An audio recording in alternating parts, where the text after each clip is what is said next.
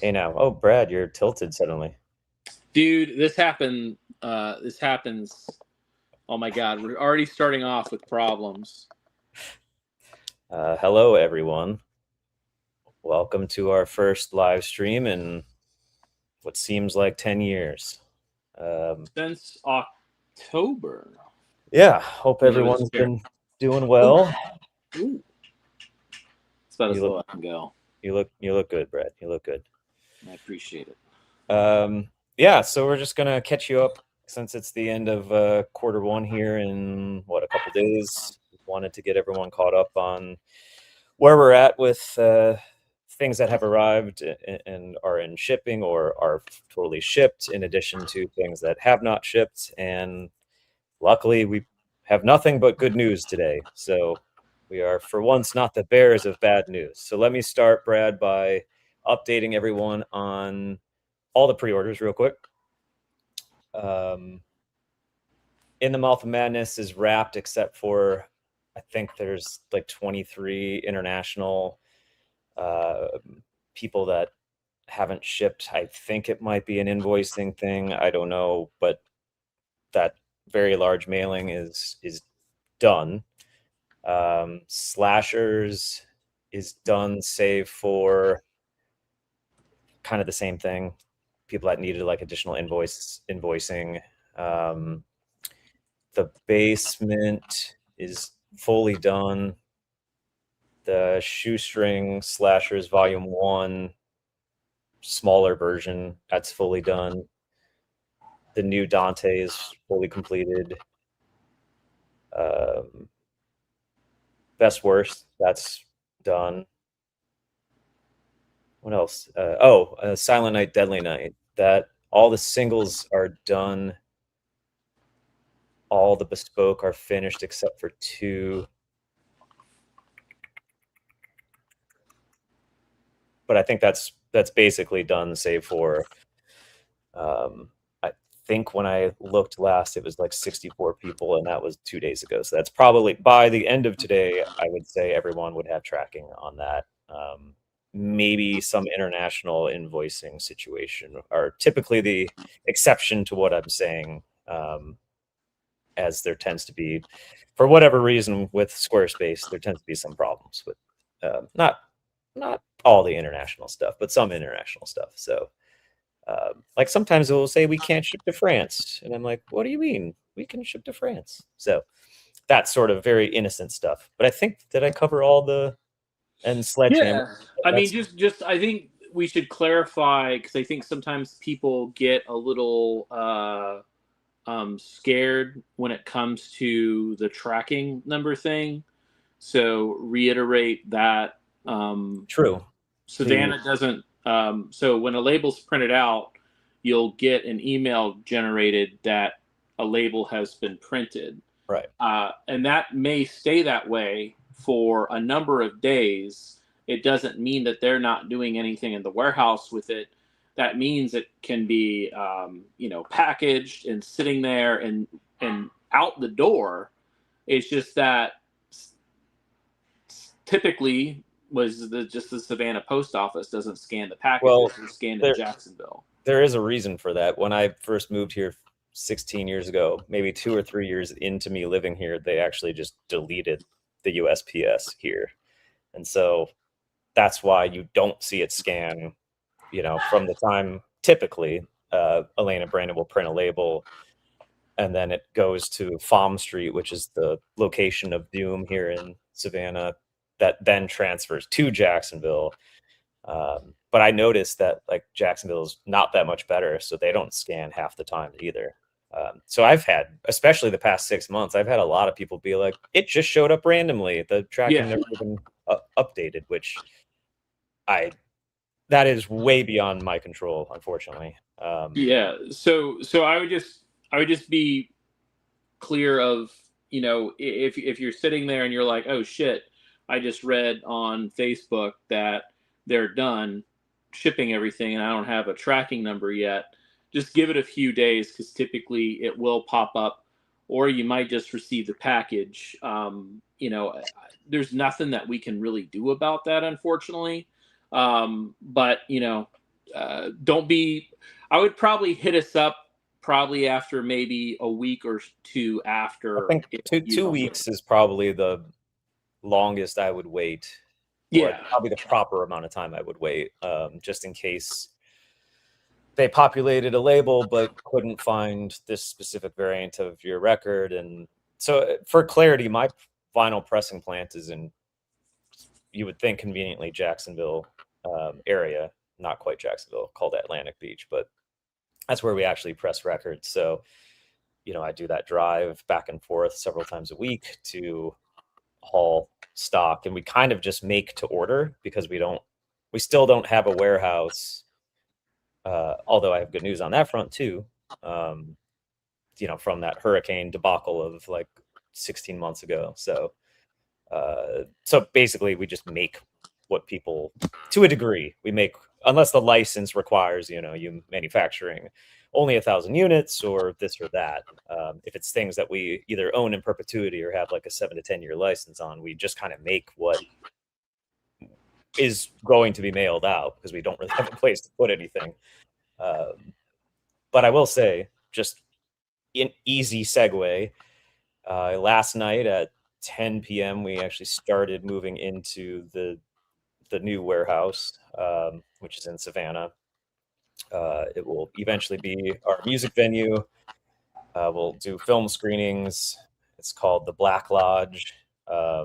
Currently, maybe I'll change the name. The last space I had that I didn't own was called the Lodge of Sorrows, and that's where we had the roof ripped off during I think it was the Rumpelstiltskin mailing or sometime in that era. somewhere around there. Yeah. So yeah, we've been functioning solely out of a series of like traditional storage units, which are about 20 minutes away from where Brandon and Elena work. So it's been sort of the least efficient, say, 16 months of my life. And we are well aware that the customers can feel that as well. And I am very excited to say that will soon, I would guess we'll be fully moved in June, July is what I'm thinking. But Chloe and I started the process last night. So yeah, it's cool. I mean, admittedly, I haven't even seen some of this stock since October of 2024. So it's like being reunited with an old friend. Like, I found variants of, I can't remember what title, maybe Demon Wind, something that originally Vinegar Syndrome had purchased an exclusive variant of, but they only wanted, say, 200 and we had 300, whatever the situation was. But I found 50 of those, and so we're going to probably do a like garage sale here soon. As things are arriving slowly into the new space from all these other spaces that we've been renting. Just, put stuff up for $15 and get it out the door. And I hope that we'll find some stuff that we thought was out of print. I'm guessing that will happen because that's what warehouse life is all about. But should be fun, actually, for me as the owner to get to see stuff that I haven't seen in eons. Yeah, yeah, and some of the stuff is kind of sought after for record collectors too. So Yeah. yeah, Mike Bell said last screening packaging looks dope, by the way. Thank you, Mike. yeah, that was a lot of Earl coming up with that, and me sending him a bunch of notes. I sent him a bunch of. I think we talked about it on when we announced the movie. Is that it's all based on kind of those pulp books from problems.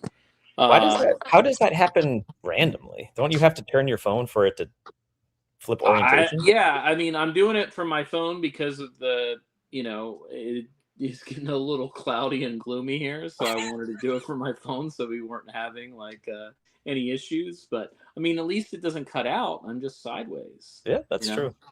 But yeah, I sent him a bunch of photos of those pulp yellow books from Italy, those Italian mysteries, and kind of came up with something that really kind of hit home of that feel, even though these movies are newer.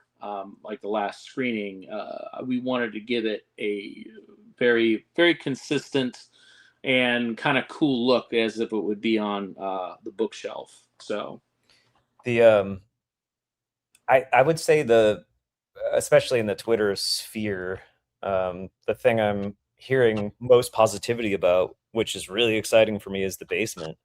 Like, people yeah, are fucking loving, and they should. Its Basement is incredible, but um, that's really been exciting to see the positivity surrounding that title, and the work that Mike Razzo put into it, and um, special features are great. It's just an amazing release. So I'm happy to see people, you know, this past week absorbing it for the first time. It's been really yeah. great. Comb through those special features because a lot of those shorts are restored. Because they were shot on film. Most of them, I think, if I remember correctly, being scanned, restored, and they look great. And yeah, I mean, with both of those titles, I think we said it back last year is that we wanted it to both best worst movie and oh my god, best worst movie. Hang on, people, we're going for a ride. Best worst movie and The Basement kind of be like a Halloween, mixtape release with those movies. So yeah, I'm very happy with how they came out, and then I really enjoying people talking about them. So I mean, I think best worst might be the most stacked thing, maybe outside of Papadopoulos, that we've done. no, it's the most stacked because it's the '80s trailer reel is 4 hours in itself. It's fucking insane. It's a Yeah, I fucking did that. I did that. No big deal. No, you did a great job. It's a very cool release, and Yeah. I hope people dig that one as well. That If there's any editing problems with those trailers, it is all me. Dude, this is so silly. Why does it keep happening this well, way? Boom. Justin says minimize. I think minimizing it turns it sideways. I don't know what that means, but it probably, if you know your phone, it might help. I don't know. I don't know what that means. I don't know either. What if I hit this rotate thing? Well, it did rotate you. And then what if I just do this? That's fine. So, anyways, there we go. Oh, I guess the only other thing we didn't talk about was New Religion. Yeah, I hope to hear more about New Religion because, yeah, a lot of work went into that release as well. And it's just one of those things where I really like the gray face line, and a lot of work goes into that. It's just sometimes those new labels and new things, and especially newer films, take a bit to kind of get the momentum to be seen. But yeah, check out New Religion. It's very good if you kind of like lo-fi Cronenberg stuff. It's definitely for you. And that release is also really stacked. So yeah. But yeah, those are all shipped. I hope people enjoy them. And then yeah, we can get into kind of the more update for the other stuff, which I think most people are waiting for anyway. Yeah, so let me mute you for a second. There we go. You're muted, Brad. Give me a thumbs up when you want to speak. Oh God. Brain. Right. Yeah, I just talked to OMM about Patchwork that will arrive at their assembly plant in California on, I think it's a week from, I guess that phone conversation was Thursday, so a week from yesterday. And then it just needs to be palletized and shipped to us. And he said that the 2 boxes, 90s Nightmares and A Shoestring 2, all the boxes and everything, which is typically the longer part. That's all done. It will take a little bit longer to do the assembly and shrink on those, but I think if I recall, he said that should be to us around the middle of the month. So we're say 3 weeks to be safe on those. I've unmuted you, Brad. Thank you. What else am I thinking here? Yeah, I mean, the next things that will be in will be Patchwork and the 2 box sets, and then hopefully we'll have the rest of everything. Hopefully sooner than later. But so going to, you want to talk about those now? Sure. Yeah. So everything with Happy Hell Night looks good. Basically, we were running into some issues when everything was basically being onboarded. It was doing something. It was adding. It was basically kind of like shifting the frame to the left at times, and then you saw. I don't even know what it was. Just some weird shit on the right. Artifacting. Huh? I said artifacting. Yeah. It was just. It was part of the like maybe the camera, the film stock or something. And yeah, there was just a couple moments because with Happy Hell Night, we announced it years ago, but we delayed it because we heard through some of the filmmakers that there was essentially another cut of this movie that they completed and they weren't happy with, and then there was some reshoots, and then we got what Blood Rush was the original title of this movie, and then Happy Hell Night. So we kind of had the movie scanned and we didn't touch it for a little bit because of that, and then we kind of got in the motion again to do the restoration. And it was kind of complicated for the restoration on Happy Hell Night because historically the film hasn't looked how it's supposed to, but we also didn't want to do drastic changes to that because of what people were used to, because the movie's kind of purple like all through it, aside from sequences where the party's being lit by multiple lights or stuff by the ceiling. But through the DVD, VHS, DVD, and Blu-ray that Code Red put out, the movie is black. It has kind of just this black setting, and we didn't want to stray too far away from that. But the camera negative says otherwise, so we kind of try to get in this happy medium between the two, and then. Michael Negrin, who's the son of Sol Negrin, who shot the movie, he was actually on set a lot. He wasn't a little kid. He was an adult and helped out, uncredited, but he was just there to help his dad. So he kind of guided us a little bit of what the film should look like. So I think we kind of hit it like right on the nose between the two, of what it was supposed to look like versus kind of what has been done. Because it kind of sucks sometimes with movies, and you see a lot of this with like Hong Kong movies, is that distributors sometimes decide what the movie should look like, which is not what should happen. But at the same time, like that's how people have known the movie for 20, 25 years or more. So it's kind of a very thin line of trying to do both. I think we hit it on the nose. We did a really good job. Gotham did a good job. And it was towards the end, it was just kind of a lot of back and forth. Because like I said, when we onboarded this disc, we kept seeing the problems just kept arising. I don't know. It was just kind of bad luck with that one. However, everything looks great.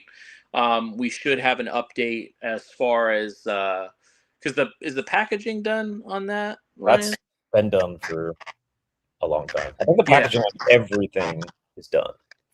So basically it's like, again, once these things are done, it's mainly the disc and then assembly. Packaging has been done on some of this stuff. I mean, we even have slipcovers for titles that aren't even announced yet. But yeah, so that's the issues with Happy Hell Night. Everything's moving in the right direction. We hope to maybe have an update on that. I would say probably by the end of next week. Hopefully, if not the week after, we'll update the blog. Which that's another thing that we have started doing. If you haven't noticed that, there's a blog on the website that we're basically using just instead of email blasts consistently, which I know people talk about the email. We can, every time you email people again and again for stuff that they didn't order or know, like we can't categorize it with like, oh, just email the people that order Gator bait for this. It would just take an immensely long time that we don't have. So we just send out a general email. When you send out general emails like that, people unsubscribe, and we don't want to bug them too much. So we created the blog to give more, not daily updates, but updates when we have them, which beats an email. So pay attention to that. We also have, of course, our Discord and things that we try to keep people posted on.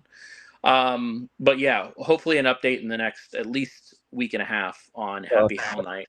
I think Happy Hell Night they'll deliver Monday, hopefully, and then not. Yeah. So file. just waiting on that. And then Hide and Go Shriek was another just kind of thing that sucked.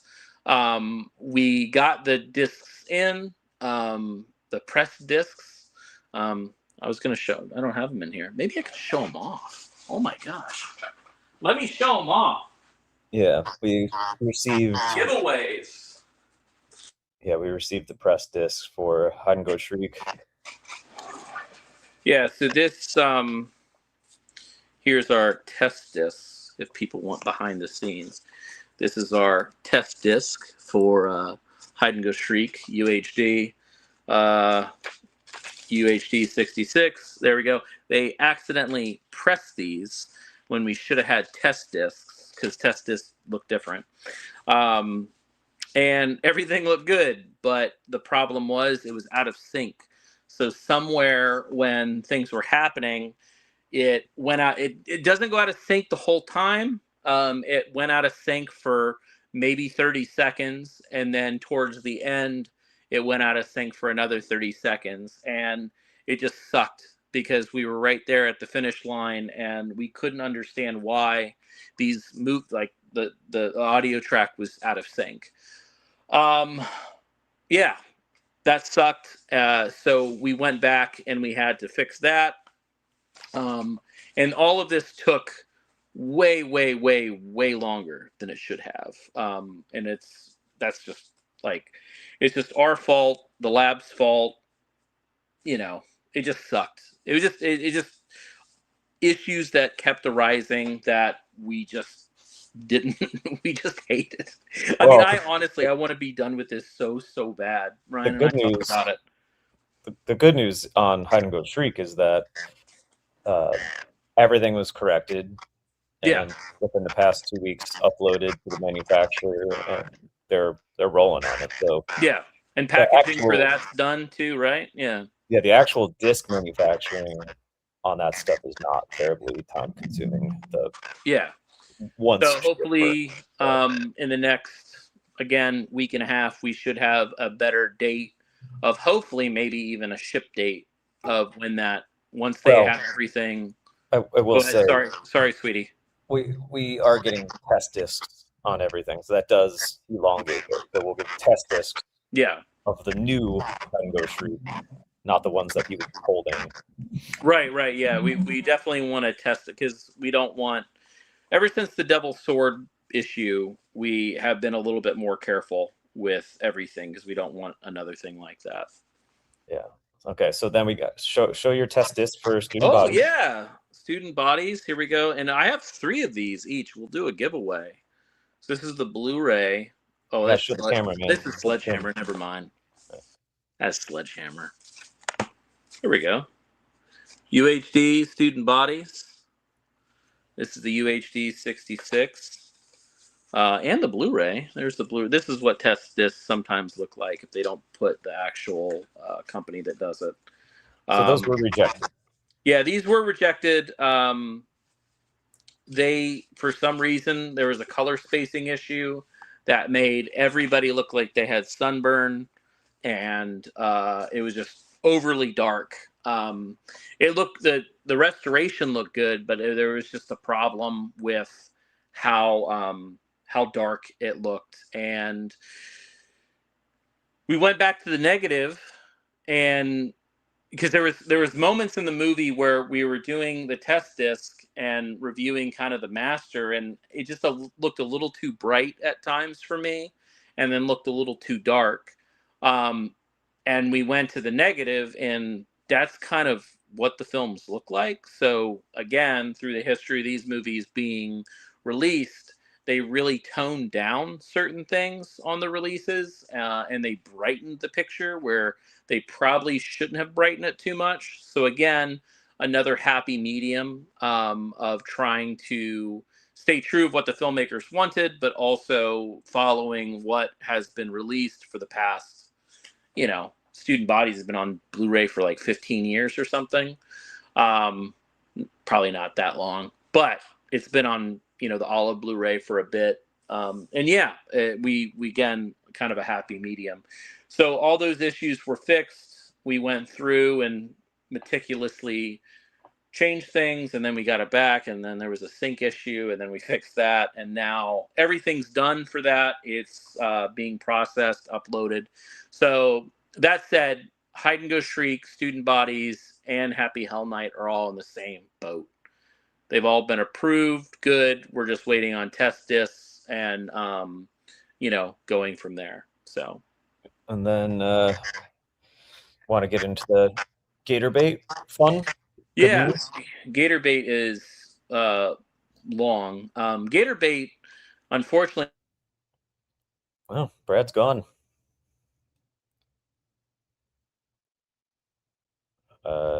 Okay. I don't know if I went dead or if Brad went dead. Someone comment. Am I live?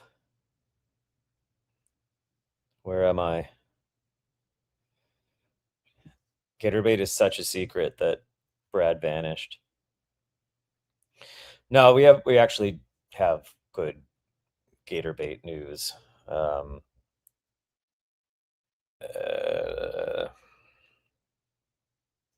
Okay, you see me. Awesome. Brad? There we go. Okay. What you doing, buddy? Can you hear me? Yeah, what are you up to? I can't hear you. Oh man, Brad's just gone. Taken by the swamp.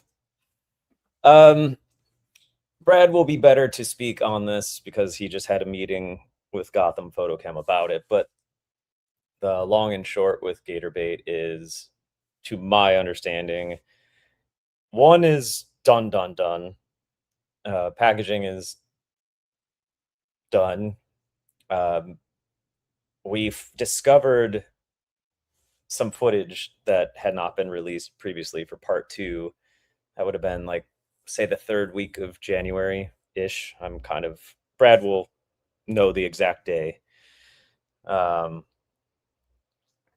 And it's just been a struggle to get that edit perfect between all I think there's Laserdisc components, and I could be making this up, but I think there was VHS components, and there he is. There's my boy. You said Gator Bait. I was like, fuck this. I'm out. I get it. Yeah, I was explaining that part 1 is pretty much good to go. We're good on 1. Packaging is good, and part 2 is a positive Frankenstein situation. Yeah. So yeah, Gator Bait, the first one's been done for weeks and weeks. It's just sitting there because we've been working on Gator Bait 2. So there was clear up, because I know that obviously there's a lot of rumors about Gator Bait, of like how we lost the rights, and there's all this other shit, and like we keep finding material. Finding material isn't really the correct way this happened. So when we first announced Gator Bait, we announced we had it signed, we had the film, but we were missing one reel. But we had a plan for that, which we were executing, and everything was thumbs up. It looked good. We were using the Laserdisc, which was the best source material that we could find. And then when we did that, I don't know of every single print that exists in the world. It's impossible. No one does. But we do have a long list of, friends and collectors that we, contact. And we did all of that. We do our due diligence before we actually move forward with anything. But we did have there are people that buy prints that are not in these circles that that hear about the release or hear about the problem.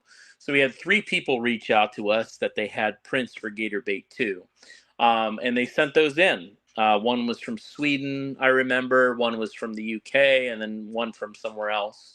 However, all of them were still missing the first reel of the movie, which didn't make any sense whatsoever. We're still kind of perplexed by the whole thing. But anyways, so we were like, okay, well, we're just going to continue what we're doing.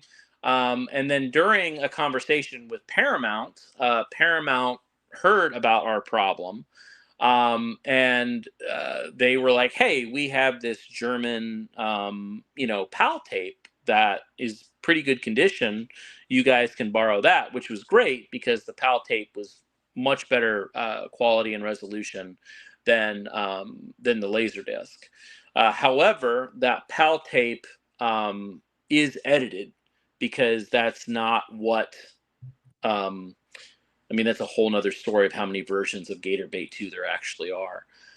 So we had the PAL tape, and then our reels. How long is the movie? I don't know, 3 reels. So then, we got the PAL tape. We did that, and then when we were going through some other Sebastian's catalog and some of the other canisters, there was 2 canisters labeled Moonshine and one labeled Coonskin. So we opened those up to see exactly what they were, because there was, they weren't movies by the Sebastians, and it ended up containing extra footage for Gator Bait 2, which wasn't footage from the first reel. It was footage that they shot that was never released on any format in the US. It was only released in Italy on an Italian VHS tape. On top of everything with Gator Bait 2, we never had sound for the movie. There's no sound. That This motherfucker.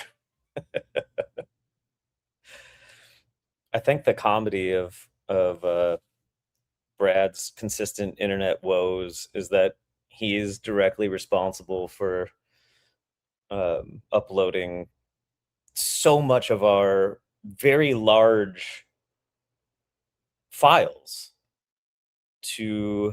Wait, you joined in a different. Now you're. I don't know. Look at now you're. There's 3 of you. There's 2 of you rather. Hey.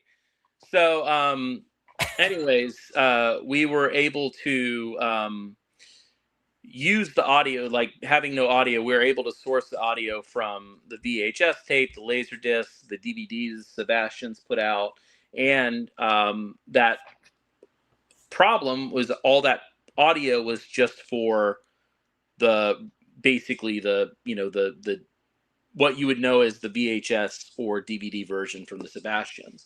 Luckily, we were able to track down one of those Italian VHS copies and pull the audio from that, which has luckily there's not a lot of talking during those sequences of the extra footage.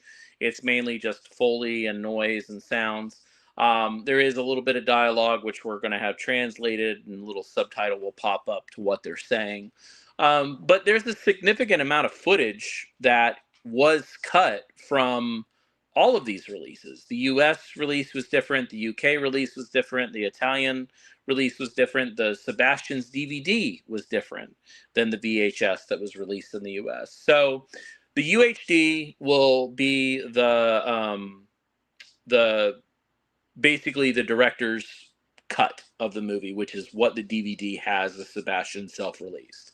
So the UHD will be that, and then on the Blu-ray there will be this Frankenstein thing put together, which has taken a lot of time because we're sourcing the PAL tape, a 35 millimeter OCN, a print, a laser disc, Italian VHS. I think there's like 6 things that basically comprise to make this longer cut of Gator Bait 2 that's never been seen. I think there's even one sequence where where you don't even have audio, but I don't think there's any dialogue. So we're trying to use it's mainly just people walking through the water. So we're just going to try to find a scene that syncs up with that to just replace it. Because we just don't want audio to drop out for, I think it's like 5 seconds or something. But yeah, it's just the issue with this is no one really kind of took care of this movie, essentially. It, the Sebastians agreed that they made it for money. It was a cash grab type thing. And I just don't know if people really cared about the elements and where this stuff was, and if anybody even wanted to release it, because it didn't seem like, again, it is the lesser of the 2 movies. It's not as good as the first one. We realize that, but we still wanted to put it together. And honestly, we wanted to give it a treatment to try to make it better as far as this extended cut, because there's more violence, nudity, and sex. Hopefully that makes Gator Bait 2 better. But yeah, it's been a long process. And when you're dealing with a movie with this many mixed elements, it just creates unforeseen issues. And it's taken a lot longer than it should have. But also we're dealing with that and then everything else. So I'm very overworked and overwhelmed with all of that stuff. So, but again, we're starting to see the light at the end of the tunnel. It's looking good. We're going to be putting together a kind of finalized version of the second one, hopefully next week. The first one is being authored and all of that right now because it's been done forever. And then, yeah, hopefully the second one won't give us too many issues. Being that it's Blu-ray only for the extended cut, it will be a lot easier because when you deal with UHD, there's too many variables that can throw things off. We kind of noticed that with, going back to Hide and Go Shriek, we added the decapitated sequence back in the movie that was taken out. It's like fucking 2 seconds, but when we did that, it literally like shifts. It becomes such a problem. I probably wouldn't have done it knowing this, because this is honestly what was one of the biggest issues with Hide and Go Shriek. But we wanted to, put it in UHD. It should have been Blu-ray only. But that's, if you want to know why companies are putting out the theatrical version on UHD and then the unrated version or director's cut comes out on Blu-ray only, that's one of the reasons why. There's too many variables that throw things off that make it really fucking complicated. And maybe other people have resources, but we're still a small team here. So it took a lot of effort, but I'm happy with everything. Everything's going to look and sound great. I'm very excited to move on, because the only positive thing to all of this is that we have had time to work on other things. So that hasn't slowed down our progress. We just haven't announced anything yet, because we know if we announce any new movies, we'll be eaten alive. Well, rightfully so. I will say, because I don't know that you made this clear with Gator Bait, when we licensed that years ago, years and years ago, and then when we announced it back in early June, I think, of last year, like, we had no idea. We were working under the impression that what we had was as good as it would get. And so that's precisely why it's taking so long is because all these things come to light and you keep finding better elements. And it just creates, I don't know how, I guess what I'm trying to say is without announcing that and getting people hyped and collectors hyped, I don't know that we would have ended up even finding out that there were other elements that we could have added to Gatorbait 2. Right. So, No, we would have sourced from the Laserdisc, correct. and we probably would have found the elements for those Italian sequences, those trims, maybe later on. Maybe. Because it was in the rest of the Sebastian stuff. Right, Yeah, so I mean, it's the opposite of what you would want to do. yeah, it as is a company. just a big happy accident in a way, but it just pissed a lot of people off, which we understand. You know, we're mad too because it's taken a lot longer than what we wanted. It looks bad. We get it. But it will be the best release this movie has ever gotten, and it will be full of all this extra material. Right. Well, I guess together. I'm just trying to hammer home the point because the main commentary I get is why would you announce something if it's not ready? Which moving forward, I'm adopting that policy anyways. But looking back, it's the best possible scenario for Gatorbait, specifically Gatorbait 2, because we would have never been able to find all of this stuff without announcing it. So yeah, it sucks. Like, it sucks. But the sort of happy accident is we have all this amazing material. Yeah, it might look a slightly Frankenstein together, but from what I've seen so far, it looks pretty badass. And I think people are going to love the end product. And we should have it hopefully out in the next, I don't know, 10 years. That's what it still feels like. But no, it's getting closer, and I'm pretty happy with what has been done. It's just finalizing. I mean, basically, what I'm saying now is that being that all this other stuff had, like, the little issues have been hopefully gone, and we don't have any issues with the test discs with the other titles, our full work kind of goes to finishing out Gatorbait 2.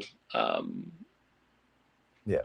And just getting all of this completed, just because it has been a very long and taxing journey, and I'm very broken with watching Gatorbait 2. I've seen it so many times. You're fine.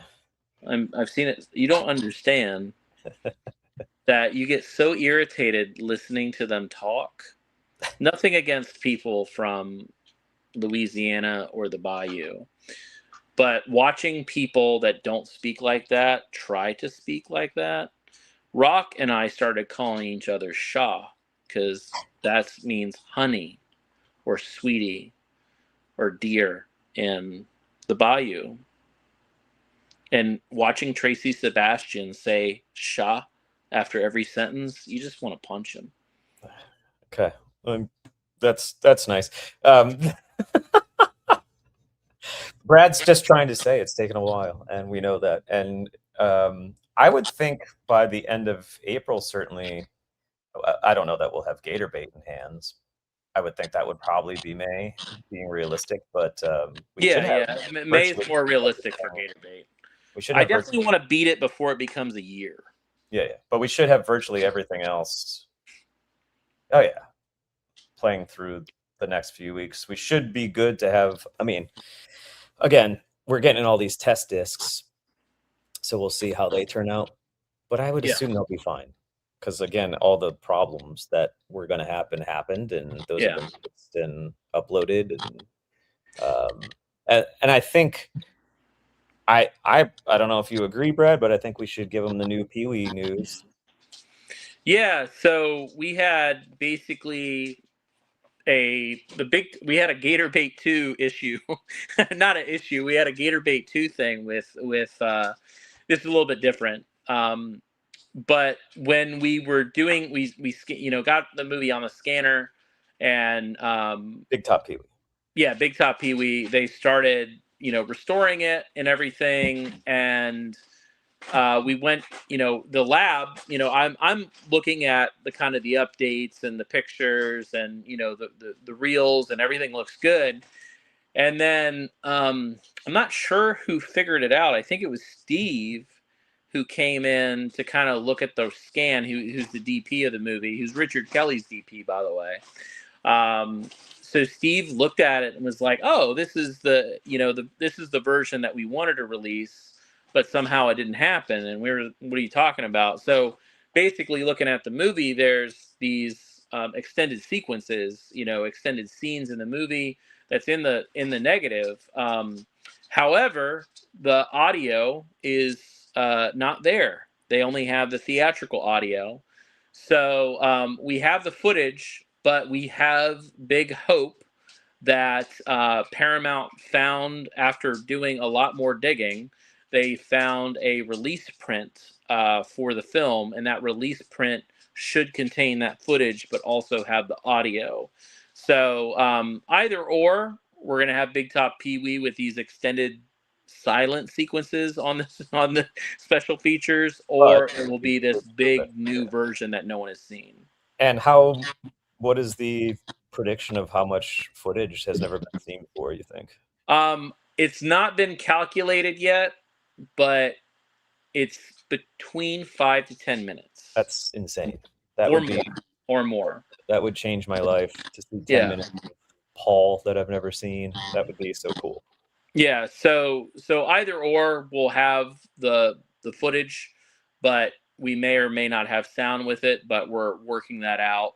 Well, as of today, I mean, that news today that Paramount thinks they found is pretty huge news. It's pretty huge news, but we have a streak sometimes of bad luck, and I don't want that to happen. I don't believe in that shit, man. it's fucking Pee Wee. And quite frankly, it's incredibly big news any way you slice it. Yeah, because this was what Paul really wanted to do it. Yeah. I didn't realize we have comments. Yeah, if you find the sound, will you release both cuts on UHD? No, 100%. This isn't a mixed media situation. This isn't like we're sourcing like the cut scenes from VHS. It's literally in the negative. And no one, like even Randall, doesn't know why this movie was cut. I'm sure maybe there's an interview with Paul. I wish we would know, because it just doesn't make any sense. Maybe as a distributor thing, they wanted the movie a shorter runtime. But yeah, very, very exciting. So if the sound's there, it will be UHD. If there's no sound, the scenes will go on the Blu-ray. I have a good feeling about it. It's fucking yeah. And then we have our release of Small Kill, that is going to be playing at Beyond Fest in. It's like a few days. Isn't it? Yeah, next this Thursday. Next Saturday. No, I think we play on Saturday. Do we play on Saturday? Nice. Beyond Fest starts on Thursday, but I think we play. Are we with Odenkirk? Because I think he's on Saturday too. I don't know. I'll text Bob. He's very nice. Yeah, that's exciting. Just that said, Bob Odenkirk is a good human. Oh, just for everybody to know, he's actually a genuinely good person and nice person. But yeah, Small Kill will be playing in Beyond Fest, and then we do have we've kind of teased this. I know I've teased it. I don't think we've teased it publicly on any TerraVision stuff, but we have produced the sequel to Frogman. We've co-produced the sequel to Frogman. So Anthony wrote and directed, Frogman. We came in later after it played at Unnamed Film Festival. I heard about it, and Peter Koplowski, who's a good buddy of mine, he produced it. So I reached out to him. I said, "Hey, what's this deal with Frogman? Sounds really interesting. Like to see it." he put me in touch with Mike and Zach at Rotting Press. They had distro for streaming, but they didn't have distro for home video. So obviously we did the distro. Everybody bought Frogman, went to Walmart, did banger numbers, which was great. A lot of people liked it. Then they approached us like, hey, we want to do this sequel. Here's the script. Would you be interested in co-funding the film? So Anthony's great. He's very creative. And this movie kind of goes off the rails like a lot towards the third act. Some stuff that I really didn't expect to be in a Frogman movie. And just the amount of practical effects. The movie's starting to screen for critics right now. It premieres at the Unnamed Film Festival soon. It's like now, isn't it? Yeah. Or maybe it played last night. But there's multiple monsters in this one, which we're very excited about. Very, very happy with how crazy this one gets. So yeah, we co-produced the film. It plays at Panic Fest, which is in April. So like next week, I think it plays on April 10th. And then we're playing at the Florida Film Festival on April 11th and the 18th. Anthony and I will be there for the screening on the 18th in Orlando. And then it plays at, what was the other place I said? Did I text you? Was it not Knoxville? No, It's not Overlook. Fuck. Chattanooga. Duh. And then it plays in Chattanooga in June. Yeah, there's no schedule yet. So and that's just the beginning. We're gonna hopefully do some more with that, right? Yeah. So we hope to have some more news about Frogman Returns. Right now, there's no date for streaming. We're trying to do our best to go theatrical with Frogman Returns. That's our first production. Second. What? Yeah. We just haven't announced the first one. No, yet. I know. I'm saying it's the first production. This is our first announcement for production, which have produced. It's actually it's technically our third, but the others haven't been announced. Yeah. So the first one will be hopefully released, I would say maybe third quarter of this year. We'll announce it. It's a smaller film by a filmmaker that had a film already in our catalog. Same with the other one too. Actually, all three. Now that I think about it, it's all three. That will be our third. We've produced three. That's pretty funny. I didn't actually put that together until now. So we produced 3 feature films, and then we're working on a couple other things, documentaries and what Ryan and I are doing. Those just take a lot longer. Very excited because we'll have kind of our own line of productions, and we're not acquiring this stuff. We're actually producing them from the ground up and giving notes and being like producers. I got to do that with Frogman too, which was fun. Just gave notes. Yeah. More frog.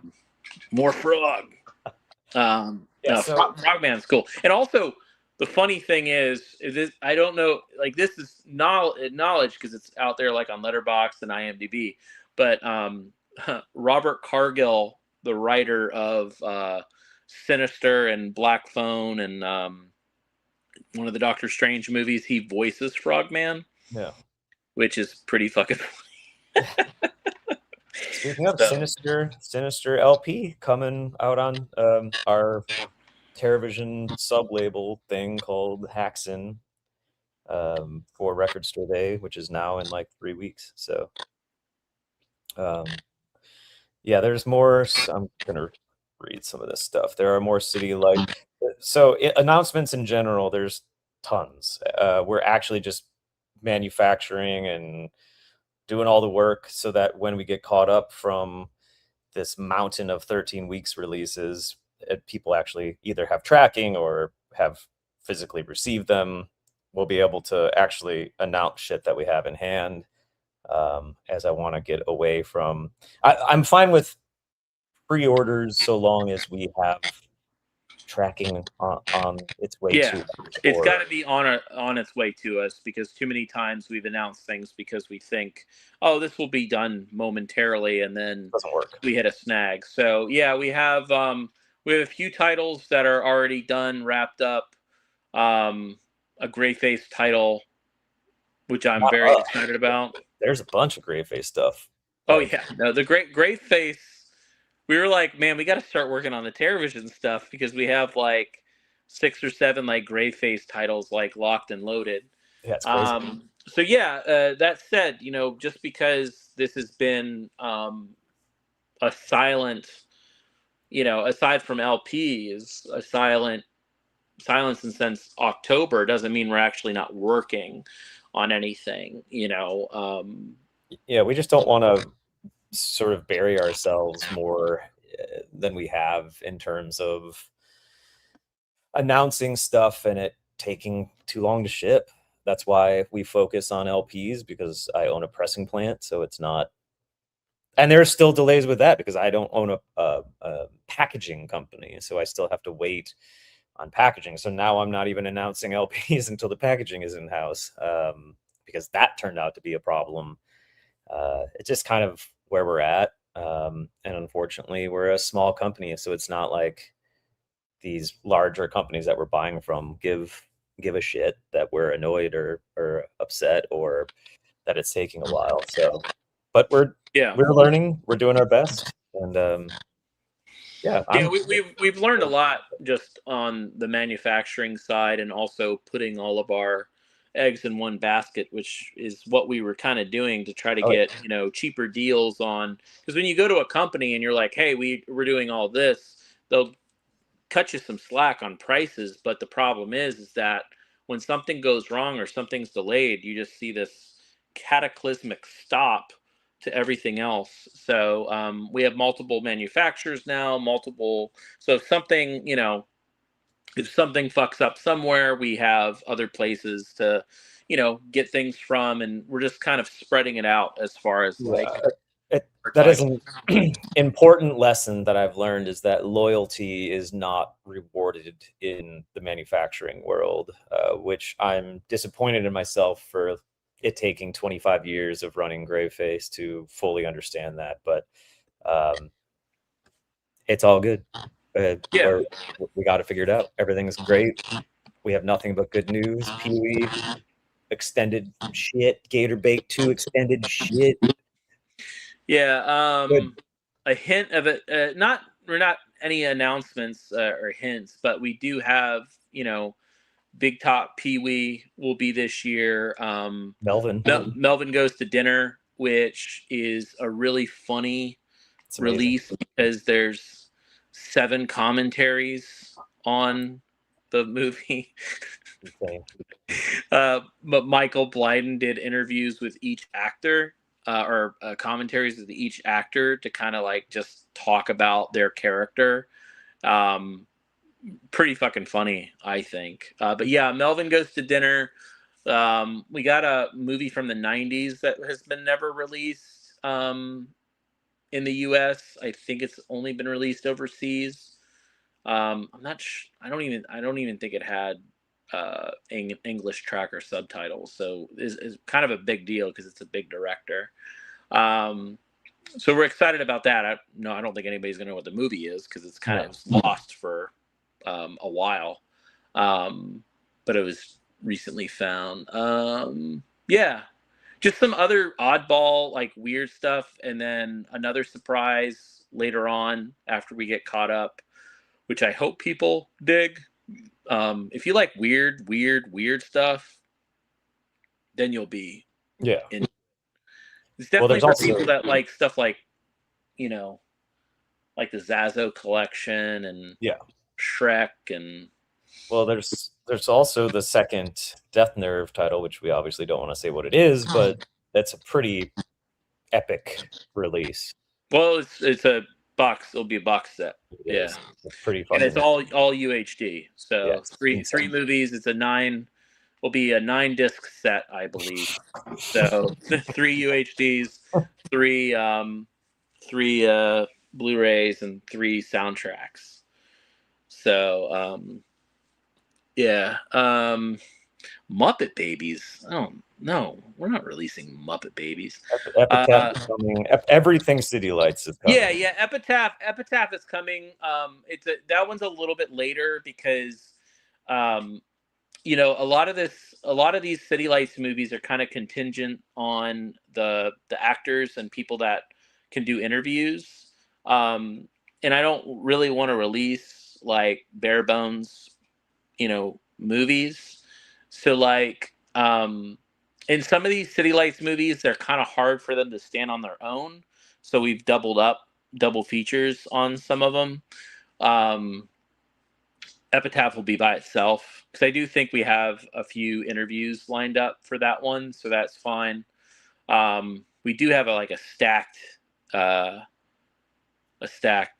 City Lights title coming up pretty soon. I'm very excited about. Yeah. Yeah. Any questions that we have not? Well, I guess if you're just tuning in, you wouldn't have heard the whole thing, but any quick questions? I don't want this to drag on too long. Yeah, I'm just scanning through to see if there's anything that people ask, like a specific question. Oh, this guy asked, what did I miss? Well, to start, we'll just say it all over again. Well, the Silent Death is a good question because we did. There's Silent Death question? Yeah, just what's going on? Yeah. So Silent Death is just at a standstill just because, you know, we are working on all this other stuff. But it was scanned, restored. We played it at Beyond Fest, and then we played it at the Music Box 24. Was it the 24-hour Horathon? Yeah, maybe not the best position. It was like 4 a.m. Yeah, it was. I remember being excited and looking at. I was like, oh shit. Like, this is not a movie to watch at 3 a.m. unless you're on a Coke binge. Then that might be good. But yeah, Silent Death's kind of at just a standstill. We're the cool thing about Silent Death is that the composer found all the music elements that he had for the film, so we're able to do you know, a CD, a soundtrack. It's so good. And also, it's going to go into the movie. It already sounds good, but this guy, I don't even know how to explain it. If you look at his history as a musician, he doesn't go by his name that he goes by in. I'm drawing a blank on his actual composing, not his composing name, but he basically, if you look at the release dates of his music, he was like not the creator of trip hop, but literally was doing trip hop like 10 years before it actually started. So he was a very Dennis Kelly's his name. And funny enough, I said this at the Beyond Fest screening when I was talking to Dennis. And he asked me, he's like, why do you want to do, like, why do you want to release Silent Death? It's, you know, it's this kind of weird slasher movie. And I said, dude, I just love lost movies. I've been working on a few. We've done a couple at TerraVision. I started with this thing called New York Ninja. And he's like, oh yeah, New York Ninja. And I was like, have you seen it? And he's like, no, I did the music for it. And I was like, what? He's like, yeah, Bronx Style Bob. I did all the rap tracks.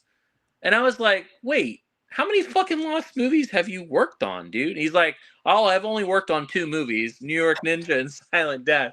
But yeah, he sent me the 45 of the original pressing of the New York Ninja rap, and his fucking name is on the record. So cool. So yeah, he's just he's way before his time. So he's able to like pull out these tracks because when you hear the music, I mean, the music's by far the best thing about Silent Death. Like I remember I got the tape, we transferred the tape to watch it. Because I mean, it was, I have a long history of this movie. And so I was like recording pieces from my phone asking, am I crazy or is this like the best fucking ska soundtrack? Yeah, you were sending it to me and I was so excited about the music. It's very it's just very droning and like it elevates everything in the movie. We're the perfect company to release that because of the record label / home video side, I think. Yeah. So that said, Dennis is remastering all the music because we're going to put it in the movie, and we're going to obviously put it on a record, CD, whatever happens when the movie comes out. And then we got to start shooting extras. I mean, all these people have done like one movie their entire life, and we can only really track down one of them because Vaughn knows them. So it's just a lot more detective work, finding people in the New Jersey, like this was made in New Jersey, finding those people around that time. So, but yeah, we're excited about it. Hopefully this year, but we're in no rush because, we haven't taken your money. Yeah, well, that, and also it's just it's sometimes harder with a lost movie because you kind of treat it like a new movie, and that's typically how they perform too. So it's a little tricky, but yeah, I hope it goes well. I'd like to do some theatrical on that too, some light. Yeah, we'll want to do theatrical with Silent Death, especially in the hometown. I'm just plowing through some questions here. We've got more Culture Shock coming, lots of Culture Shock coming, some reprints of stuff that has been sold out, and then Daniel's just got tons of awesome shit coming. I like the idea of having him on the podcast in the future. I think that's smart. Creep Coin Reward could be a tour of the pressing plant. I think that's a genius idea. Ginger shit. I think that's wonderful. I know ginger shit. Yeah. Something in the Dark 4K news. Nothing to report there, as it requires the same team that's currently working on all this other shit that's in limbo. Yeah. So it just doesn't make sense to prioritize something that's technically fine to watch. It's not like you can't watch Suddenly in the Dark. It looks fine. It's not good enough for us. We'll get to it.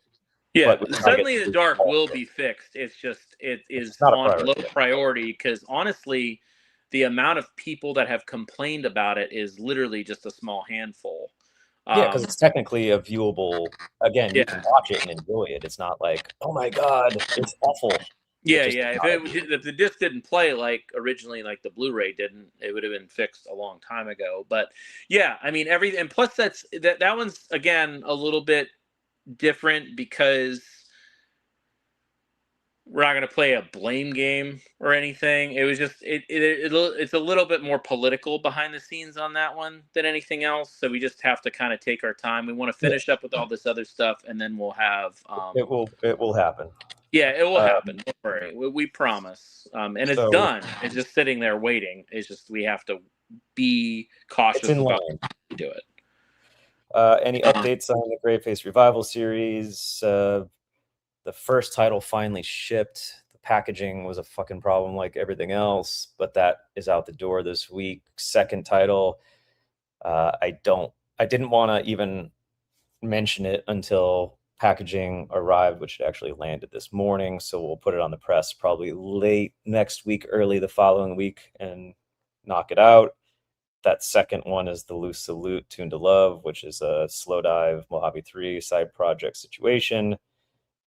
Miss Pussycat stuff, I'd be honored to do everything that she ever does, as she's like my favorite human on earth. I tend to not bother her because she's got her own universe with Quintron down there in New Orleans, but we're very close and I would love to do more.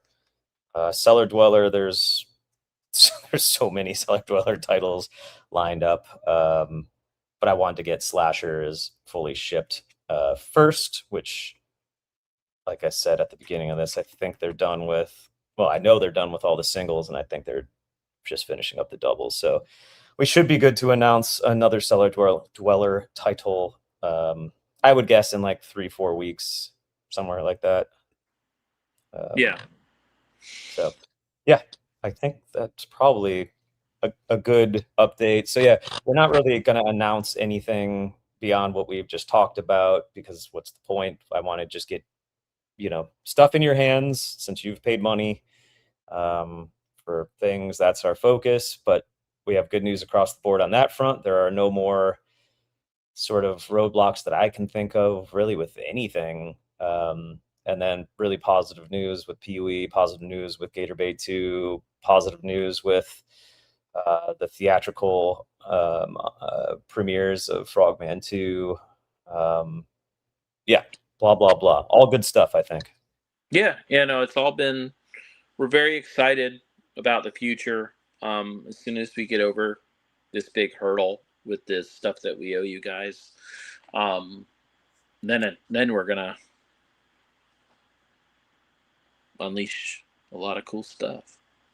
And I will say to Mike Bell, it's the best thing ever owning a pressing plant. It's like craft playtime. It's just, I really wish that I had, I mean, not that I had the ability to, but I wish that I had opened earlier in the 25-year career. It's the coolest shit ever, and it's really neat that wherever you press that, they let you press your own records. Or at least a record, and that's really nice of them. And we would do the same. It's very fun. I'm not willing to fight Demon Dave. And, Demon, who asked that? Demon. Oh, here it is. Fight Demon Dave DeFalco again. I'm pretty sure the fact that I'm 125 pounds, so that he could probably mop the floor with me, and probably should. But no, I have not a terrible relationship with Dave DeFalco. He's just a very eccentric guy. I've never met him, so him and I are fine. I wouldn't fuck with the guy. I mean, he probably can't fight, but. All right, guys. I think that's yeah, that's a nice conclusion, and we'll probably start doing these more frequently since things are starting to, happen. It's just when we're not really getting many updates.